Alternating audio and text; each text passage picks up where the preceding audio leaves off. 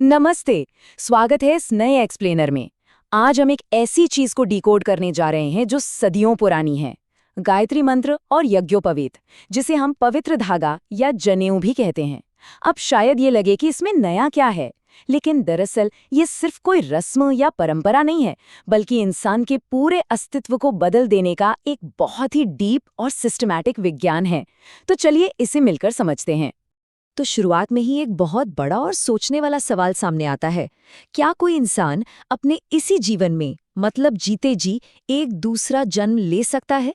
एक ऐसा spiritual rebirth जो हमारे इस फिजिकल बॉडी से कहीं आगे की बात करता हो? सुनने में थोड़ा रहस्यमय लगता है ना? लेकिन आज हम इसका बिल्कुल लॉजिकल और प्रैक्टिकल जवाब ढूंढेंगे।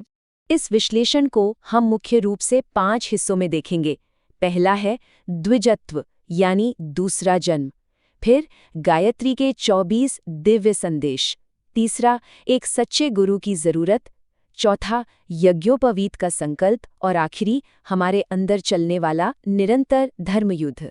बस यही हमारा रोडमैप है, तो चलिए आगे बढ़ते हैं।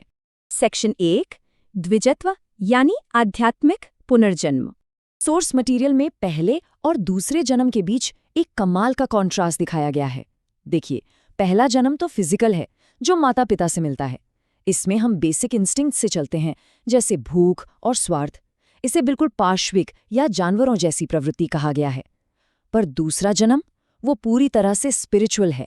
ये तब होता है जब गुरु और गायत्री के मार्गदर्शन में एक इंसान अपने स्वार्थ से ऊपर उठता है और सेल्फ इंप्रूवमेंट और दूसरों की भलाई के बारे में सोचने लगता है। इस बात को समझाने के लिए एक बहुत ही जबरदस्त रूपक या मेटाफर दिया गया है। सोचिए, पानी हमेशा नेचुरली नीचे की तरफ बहता है ना? इंसान का आम स्वभाव भी बिल्कुल वैसा ही है। बिना किसी एफर्ट के हम आसानी से अपनी उन्हीं बेसिक और पाश्विक प्रवृत्तियों की तरफ गिर जाते हैं। इसका सीधा सा मतलब यह है कि अगर इस पानी को ऊपर चढ़ाना है, यानी सच्ची आध्यात्मिक ऊंचाई पानी है, तो जानबूझकर और बहुत ज्यादा कठिन प्रयास करना ही पड़ेगा। तो ये प्रयास करना कैसे है? इसके लिए चलते हैं सेक्शन 2 पर, गायत्री के 24 दिव्य संदेश। दरअसल ये फिलॉसफी कहती है कि गायत्री मंत्र कोई आम धार्मिक प्रार्थना या सिर्फ रटने वाले शब्द नहीं है। ये लाइफ को जीने का एक बिल्कुल प्रैक्टिकल और एक्शनेबल ब्लूप्रिंट है। इस मंत्र में 24 अक्षर हैं और हर एक अक्षर हमारे डेली आचरण के लिए एक गोल्डन रूल सेट करता है, एकदम प्रिसाइज फ्रेमवर्क। अब देखिए कि ये अक्षर हमारी लाइफ से कैसे जुड़ते हैं। जैसे ओम, ये याद दिलाता है कि ईश्वरीय तत्व हर जगह है, इसलिए छुपकर भी कोई गलत काम ना करें। फिर आता है भू, जिसका मतलब है लगातार इंट्रोस्पेक्शन करना, अपने अंदर झांकना। भुवः सिखाता है कि बिना किसी लालच के अपनी ड्यूटी पूरी करें। और स्व, ये कहता है कि लाइफ में चाहे जो हो जाए, अपना इमोशनल बैलेंस बनाए रखें और दुख में पूरी तरह डूब ना जाएं। और यहाँ कुछ बातें तो और भी डीप हैं, जैसे ध्यो। ये शब्द अंधभक्ति का सीधा विरोध करता है और कहता है कि अपना विवेक इस्तेमाल करें, किसी भी व्यक्ति या संप्रदाय का ब्लाइंड फॉलोअर मत बनिए। और हाँ, सवितु और भर्गो जैसे शब्द विजडम के साथ साथ फिजिकल हेल्थ और कपड़ों की सख्त साफ सफाई पर जोर देते हैं, क्योंकि लॉजिक एकदम सिंपल है।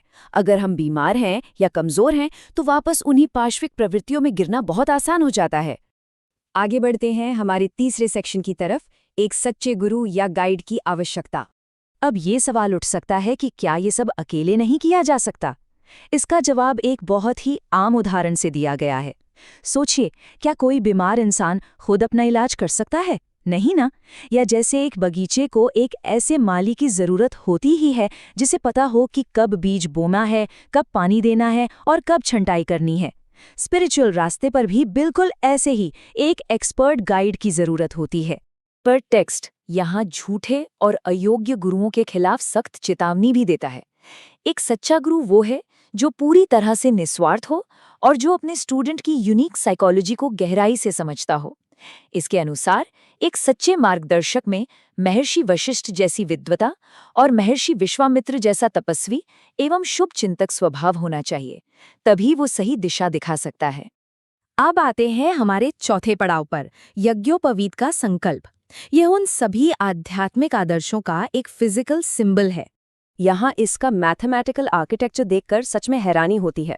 इस पवित्र धागे में मुख्य रूप से 3 लड़ियां होती है और हर एक लड़ी के अंदर 3 छोटे धागे होते हैं, तो टोटल हो गए 9 धागे। और पता है ये ऐसा क्यों है? क्योंकि ये सीधा गायत्री मंत्र के स्ट्रक्चर को मिरर करता है, जिसमें 3 अलग अलग खंड और 9 विशिष्ट शब्द हैं। यानी उन्होंने पूरे के पूरे मंत्र की फिलॉसफी को एक पहनने वाले कॉन्ट्रैक्ट में बदल दिया। है ना बिल्कुल कमाल की बात? और ये कोई दिखावे की चीज नहीं है, ये आपके संकल्पों का एक कंटिन्यूअस फिजिकल रिमाइंडर है, जिसे हमेशा छाती या कंधे पर पहनने को कहा जाता है। लेकिन यहाँ इस फिलॉसफी की प्रैक्टिकलिटी देखिए। जो लोग किसी बीमारी या फिजिकल लिमिटेशंस की वजह से सख्त नियम फॉलो नहीं कर सकते, उनके लिए गले में पहनने वाला 14 गांठों का एक छोटा वर्जन भी बनाया गया। इसे किसी भी 9 रत्नों वाले कीमती हार से कहीं ज्यादा मूल्यवान माना गया है। चलिए अब बढ़ते हैं अपने आखिरी और 5वें सेक्शन की तरफ, द कंटिन्यूअस राइचस वॉर, यानी निरंतर धर्म युद्ध। देखिए, बातें तो बहुत हो गईं, पर सच तो ये है कि अपनी गहरी और पुरानी बुरी आदतों को छोड़ना कोई एक रात का चमत्कार नहीं है। सोर्स मटेरियल इस बारे में बिल्कुल क्लियर है। ये अपने ही अंदर की कमजोरियों और पार्श्विक प्रवृत्तियों के खिलाफ जीवन भर चलने वाला एक धर्म युद्ध है, एक ऐसी लड़ाई जो रोज लड़नी है। और इस इनर बैटल के नियम एकदम साफ हैं। ये मानना पड़ेगा कि आदतें सुधारने में वक्त लगता है, कभी हार भी मिलेगी, पर सबसे जरूरी नियम ये है कि अपनी बुराइयों के आगे सरेंडर मत कीजिए। उन्हें नॉर्मल मान लेना वापस उसी जानवर वाली अवस्था में लौटने जैसा है। जब भी कमजोर पड़े तो उसका पछतावा महसूस करें और अगले ही पल वापस उठकर लड़ाई शुरू कर दें। कभी हार ना मानना, बस यही सच्ची आध्यात्मिक प्रोग्रेस है। तो यहाँ आकर ये सारी बातें एक बहुत ही पावरफुल सवाल पर रुकती हैं। क्या हम वाकई अपनी उन बेसिक पार्श्विक प्रवृत्तियों से ऊपर उठने के लिए तैयार हैं? इस आंतरिक लड़ाई और अपने दूसरे जन्म के लिए हम खुद को कितना तैयार पाते हैं? इसी विचार के साथ इस एक्सप्लेनर को यही रोकते हैं। हमारे साथ जुड़ने के लिए बहुत बहुत धन्यवाद। सोचते रहिए और खुद को हमेशा बेहतर बनाते रहिए।